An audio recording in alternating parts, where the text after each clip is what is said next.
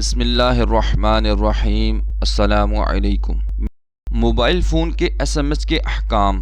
Number 1، کچھ لوگوں کا اس خیال سے قرآن و حدیث والے میسج آگے فارورڈ نہ کرنا کہ حدیث میں ہے کہ قرب قیامت مسلمان اپنے ہاتھوں سے قرآن و حدیث مٹائیں گے، تو یاد رکھیں ایسی کوئی حدیث نہیں ہے اور نہ ہی اس بات کا کوئی حقیقت سے تعلق ہے، سو ایسی خرافات سے اپنے آپ کو دور رکھیں۔ نمبر 2، کچھ لوگوں میں یہ بیماری ہے کہ وہ ایک میسج بھیجتے ہیں اور ساتھ کہتے ہیں کہ اس میسج کو آگے فارورڈ کریں نہیں تو آپ کا نقصان ہو جائے گا یا بہت بڑا صدمہ پہنچے گا۔ تو یاد رکھیے کہ ایسے SMS آگے فارورڈ کرنا ضروری نہیں ہے اور ایسے میسیجز آگے فارورڈ نہ کرنے سے نہ ہی آپ کو کوئی نقصان پہنچے گا۔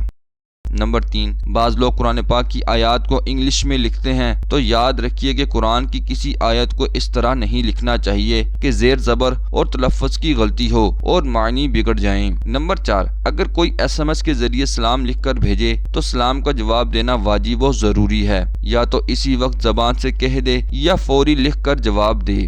نمبر 5، موبائل پر میسج کے ذریعے مختلف سوالات بھیجے جاتے ہیں کہ درست جواب دینے والوں کو انعام ملے گا۔ اس طرح کئی لوگ اس سوال کا جواب دیتے ہیں اور ان کے بیلنس میں سے کچھ رقم بھی کٹ جاتی ہے، پھر انعام کچھ لوگوں میں تقسیم کر دیا جاتا ہے اور باقی لوگوں کے پیسے ڈوب جاتے ہیں۔ یہ جوا اور حرام ہے۔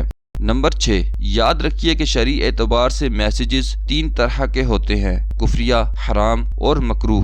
ایسے میسیجز جن میں کسی بھی رکن اسلامی، شعار اسلامی، کسی عبادت، جنت دوزخ یا علماء کا مذاق اڑایا جائے، ایسے SMS انسان کو کفر تک پہنچا دیتے ہیں، لہٰذا ایسے SMS سے دور رہا جائے۔ ایسے SMS جو غیر اخلاقی مواد یا گناہ کی دعوت پر مبنی ہوں یا ان میں واضح طور پر جھوٹ بولا جا رہا ہو یا پھر بغیر کسی مستند حوالے کے کسی بات کو اللہ و رسول عز و جل و صلی اللہ تعالی علیہ وآلہ وسلم کی طرف منسوب کیا جا رہا ہو، ایسے SMS کو پھیلانا بھی حرام اور جہنم میں لے جانے والا کام ہے۔ کہ حدیث مبارکہ میں ہے کہ جس شخص نے جان بوجھ کر مجھ پر جھوٹ بولا اس کا ٹھکانہ جہنم کی آگ ہے۔ ایسے SMS جو کہ فضول لغویات اور بے مقصد باتوں پر مبنی ہوں، ان میں سب سے بڑی خرابی یہ ہے کہ اس میں وقت کا ضیاع ہے اور اسلام ہمیں کسی بھی فضول اور لغو چیز میں اپنا وقت برباد کرنے سے روکتا ہے۔ کہ حدیث مبارکہ میں ہے کہ اسلام کی خوبیوں میں سے یہ ہے کہ مسلمان غیر ضروری کاموں کو چھوڑ دے۔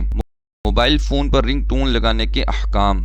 نمبر 1، یہاں ایک شرعی مسئلہ یاد رکھیں کہ تاجر کا سودا دکھاتے ہوئے گاہک کے سامنے درود پاک پڑھنا یا سبحان اللہ پڑھنا تاکہ اس چیز کی عمدگی ظاہر ہو، یہ ناجائز ہے۔ اس لیے تلاوت، حمد، نعت یا کوئی بھی ایسی چیز جو کہ ذکر اللہ میں شامل ہو اس کو موبائل ٹون کے طور پر نہیں لگا سکتے، کیونکہ یہاں ذکر اللہ مقصود نہیں بلکہ فون آنے کی اطلاع مقصود ہے اور ذکر اللہ کو غیر محل میں کرنا ناجائز ہے۔ نمبر 2، اگر یہ سوال کیا جائے کہ بطور الارم تلاوت، حمد، اذان یا نعت کو لگایا جا سکتا ہے تو اس کا جواب یہ ہے کہ تلاوت کے علاوہ حمد، نعت یا اذان کو بطور الارم اسی صورت میں لگا سکتے ہیں جب نماز کے لیے اٹھنا ہو۔ اس کے علاوہ اور مقاصد کے لیے حمد، نعت یا اذان کو بطور الارم ٹون کے استعمال نہیں کر سکتے۔ نمبر 3، دوران ہولڈ اگر آپ ٹون لگانا چاہیں تو تلاوت نہیں لگا سکتے، جبکہ حمد یا نعت کو بطور ٹون لگا سکتے ہیں۔ نمبر 4،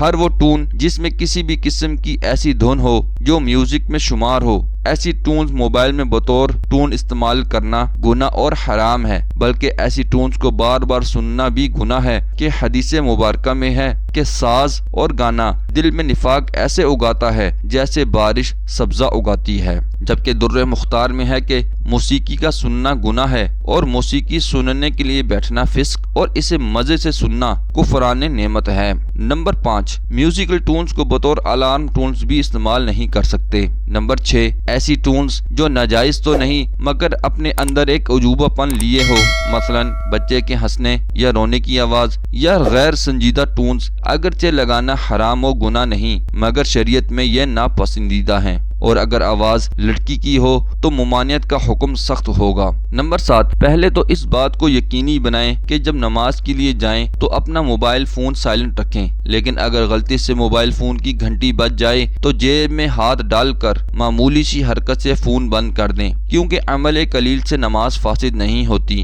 مگر یاد رکھیے کہ ایک رکن میں 1 یا 2 بار ایسے کر سکتے ہیں۔ اگر ایک رکن میں 3 بار ایسا کیا تو نماز فاسد ہو جائے گی۔ عمل قلیل کا مطلب یہ ہے کہ دور سے دیکھنے والا یہ نہ سمجھے کہ آپ نماز میں نہیں ہیں۔ نمبر 8، موبائل ٹون یا ریکارڈنگ سے سجدہ تلاوت کی آیت سنی تو سجدہ واجب نہ ہوگا، اور سجدہ والی آیت کو بطور ٹون لگانا بھی گناہ ہے۔